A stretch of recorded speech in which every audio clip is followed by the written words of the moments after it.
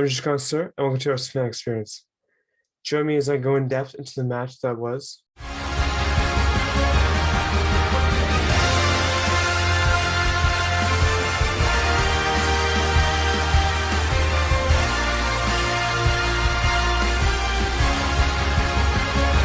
And before I begin, I shall begin by addressing the previous matchup between Arsenal and Tottenham that fared much better for the Gunners, where they played to a near perfect match back in September in what feels like it was 84 years ago, beating Spurs 3-1 with goals from Bukayo Saka, Pierre-Emerick Aubameyang, and Emile Smith-Rowe. But like I mentioned, things have changed a lot since September, particularly with Tottenham's manager, as obviously there's no more Nuno Espirito Santo at the helm, and instead a manager of whom I've been advocating for Arsenal essentially bringing in replacement for Mikel Arteta stupidly earlier in the year, Antonio Conte, of whom has really helped revitalize Spurs to be a legitimate top four contender, as they are neck and neck with the Gunners for fourth place currently. And as we look at the starting 11 today, Arsenal went with a same starting 11 as they did against Leeds United on Sunday, with Ben White on the bench, fortunately, but he was unlikely to make an appearance as he continues to recover from a hamstring injury, and I doubt he'll be fit for the remainder of the season. But nonetheless, still a very solid squad to have in such an important tilt of this nature. And as we get into it now, the first 20 minutes or so for the Gunners seemed to start out relatively calm, with an exception with the help of a Ben Davies yellow card. Now, it sent the tone for this match that referee Paul Tierney was not willing to give in anything to these two teams, and by booking Ben Davies, it really set in motion just how this match would go. And this was particularly apparent with the first real major event of the game, that being off a excellent cross from Dejan Kulusevski, one of the new acquisitions Tottenham acquired on loan in January. He looked to put it into Heung-min Son, and as Son appeared to run out of room, he was pushed in the back by Cedric, and it was deemed by Paul Tierney to be a penalty. To be honest, it was a little weak of a call, but I do believe that it was the right call in that sense. And unfortunately for Arsenal, Tottenham was given awarded a penalty, obviously, and Harry Kane stepped up and buried it in the bottom right corner, like he always does, to give Tottenham a 1-0 lead. And after that play, Tottenham really seemed to have the momentum for the entirety of the first half, as they continued to target their vulnerable defenders, such as Rob Holding, and particularly the matchup between Rob Holding and Heung-min Son definitely was not one Holding could hold a candle to, as he was ultimately given a yellow card for trying to drag Son from the back, while Tomiyasu was tasked with containing Harry Kane, and that didn't go in his favor either, as much as he tried to stop Kane, he did come to make a very good block. But then Emerson Royale came off the rebound, fired a goal, and just hit off the crossbar.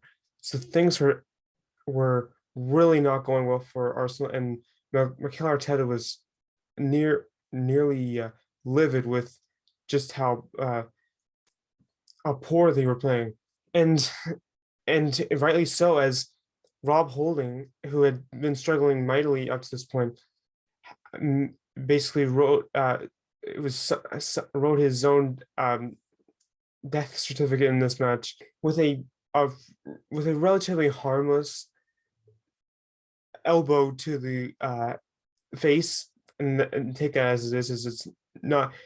I don't think he intended to do that, but Peltini absolutely saw that and perceived as a malicious play, and therefore holding was given a second yellow card in that sense, and sent off with a red.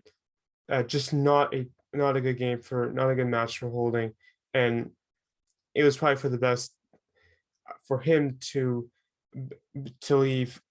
Not so much for the team necessarily, but just basically send out their match uh, thus far.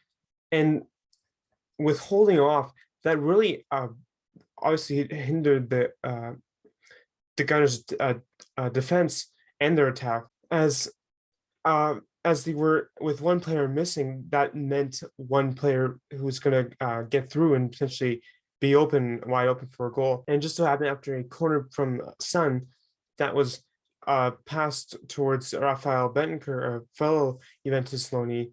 He put in a great ball to the back post where Harry Kane was easily able to get off his defender and put it in and headed it home, sliding in to make it more dramatic. And Tottenham scored, make it 2-0. And the North and the Tottenham stadium was it was pandemonium as to take a 2-0 lead against such a formidable rival, of whom very rarely do they see matches like this where they're so dominant. They have to take it as they have to take advantage of the seldom situation.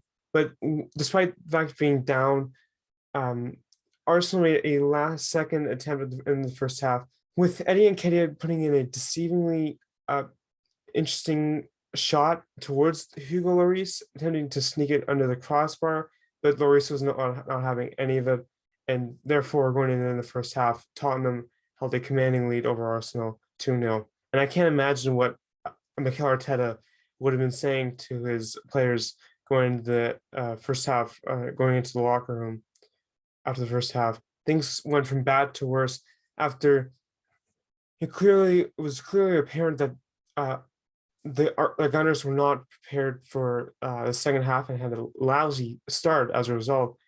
And after a nice 1-2 between the duo of Kane and Son took it first time, calmly controlled the ball and put it into his favorite place in the far corner to basically put it out of reach and make it 3-0 for Spurs.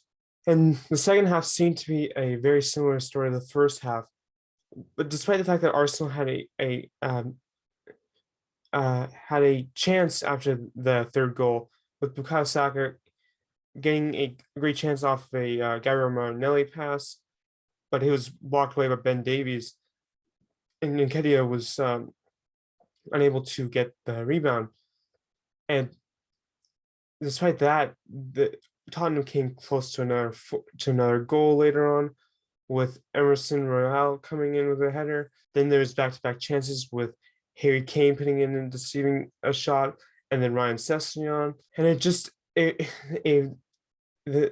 there's absolutely no complacency on the end of Tottenham, as they are determined to finish fourth as much as Arsenal is, and they look more hungry than Arsenal, as evident with the score. And going furthermore into the second half now, where all that really came to fruition for Arsenal was one egregious shot by Martin Odegaard that never had a chance to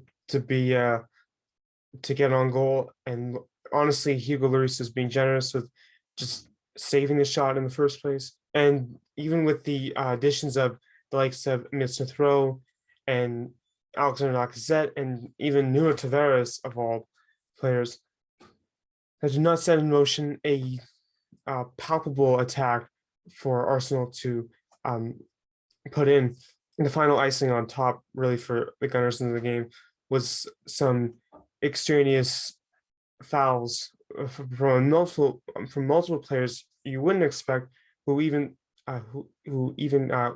came into the frustration and He got booked for a yellow card because of it, such as Emil Smith-Rowe, Mario Odegaard, and Granit Xhaka. And overall, Arsenal limps out of Tottenham today with a 3-0 loss. And overall, my final thoughts on the match today are that it's I'm at a loss for words, to be honest, as I did not expect the match to be that lopsided. It I wasn't expecting a repeat of what happened back in September, as that would have been relatively arrogant of me to assume that. Antonio, one thing I was impressed by was just the way that Tottenham was so defensively solid. How they were able to pressure Arsenal making turnovers, and there's really nothing Arsenal could do in that sense. Furthermore, their passing was on notice today for me, while also their possession was stellar as well, and their ability to force Arsenal to make turnovers and to make reckless fouls is would really send them over the edge, in my opinion. And overall, my man of the match today goes to Heung-min Son, and of whom is one of my favorite players on Tottenham. He had another stellar match today as he continues to ramp up his desire to win the Golden Boot, as he's not far off of Mohamed Salah. And what else is not far off now is the race for fourth place in the Premier League, with Arsenal only being 1 point up on Tottenham with 65 points, with their 65 points to Arsenal's 66, as evident here. And with 2 games remaining for both teams, I'd say Tottenham actually has the easier schedule, with them having to play Burnley and then Norwich City, while Arsenal needs to play Newcastle United and then Everton. So it'll be interesting to see how the season finishes out. But with today's result, that does not deliver a lot of optimism in my mind. So anyway, leave a like and subscribe if you enjoy my reaction, and join me next time in the Arsenal fan experience as Arsenal takes on Newcastle United. Arrivederci.